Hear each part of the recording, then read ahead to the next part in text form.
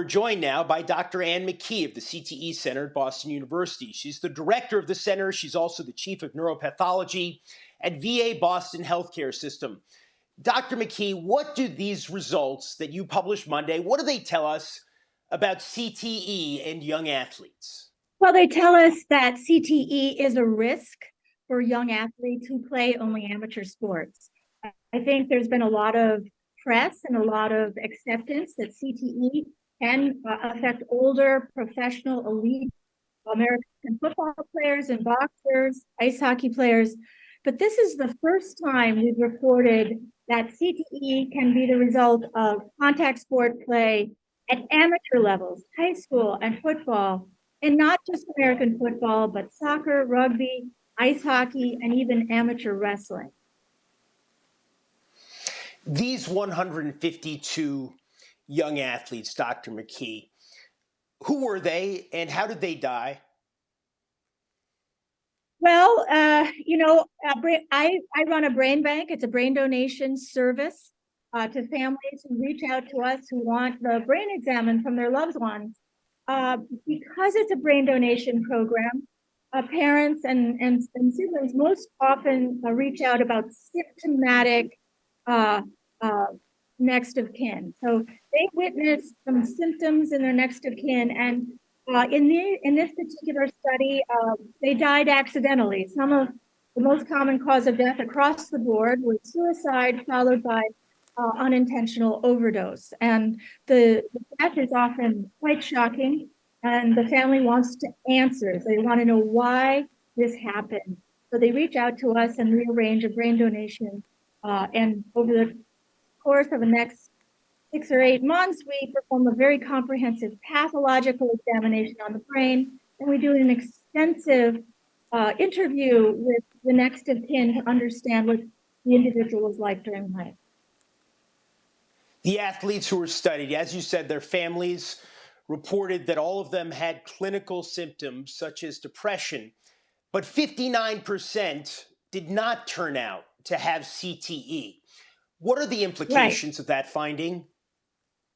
Well, I think there are a number of important implications. One is that all the symptoms these young individuals are experiencing may not be CTE. And that's why it's so important that they come in and be seen by a medical professional in a clinic, followed, because in a lot of these instances, these symptoms can be reversed. It's not a desperate situation. There is hope out there, and these young athletes need to come forward so that they can be properly cared for. That's the number one thing. This is a population, an age group that has a lot of situational stressors, environmental stressors. There may be mental health concerns, anxiety issues, as well as other situations that contribute to these symptoms. They're not entirely specific to CTE. And then the last point is that because we weren't able to examine the individuals during life, do testing, do neuropsych testing, neurobehavioral testing, we can't be sure that we wouldn't have been able to detect any subtle changes that might have been more obvious if we'd been able to look at them during life. What should we extrapolate, Dr. McKee, from the numbers in this research as they might apply to the general pool of all young athletes? So this is a brain bank study. It's not a population study. It doesn't tell us what the prevalence of CTE is in athletes in general. It is not that type of study. What this study does show, though, is that it can happen. And all I can say is, from a personal point of view, when I see these athletes' brains coming through, all I want is to stop this disease. And it speaks to the fact that we are still not adequately protecting the players that are playing these sports, and that more needs to be done, and it needs to be done immediately. We need to make every effort to lower the number of head impacts in all of these sports, and we need to reduce the strength of the impacts. Over and over, the research shows that CTE is caused by the number of hits to the head and the strength of those hits. It's time to make rule changes, practice changes, number of game changes, age at starting contact sport changes, in these games and athletes. There were 11 female athletes out of the 152 athletes, including the first female soccer player known to have had CTE. What's the significance of that, Dr. McKee?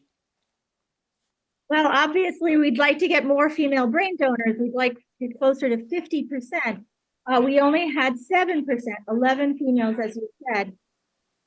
Females started to play contact sports more recently. They started engaging in the military more recently. But we knew it was just a matter of time before we would see CTE in a female athlete. And in this study, we did. We saw it in a 28-year-old former collegiate soccer player. And although it was mild CTE, it indicates to us that this is a disease that can happen to women as well as men. And again, it speaks to the importance of keeping these athletes safe by reducing the number of trips they have. Dr. Ann McKee of the CTE Center at Boston University. Dr. McKee, thank you for joining us here on Outside the Lines. Thank you for having me.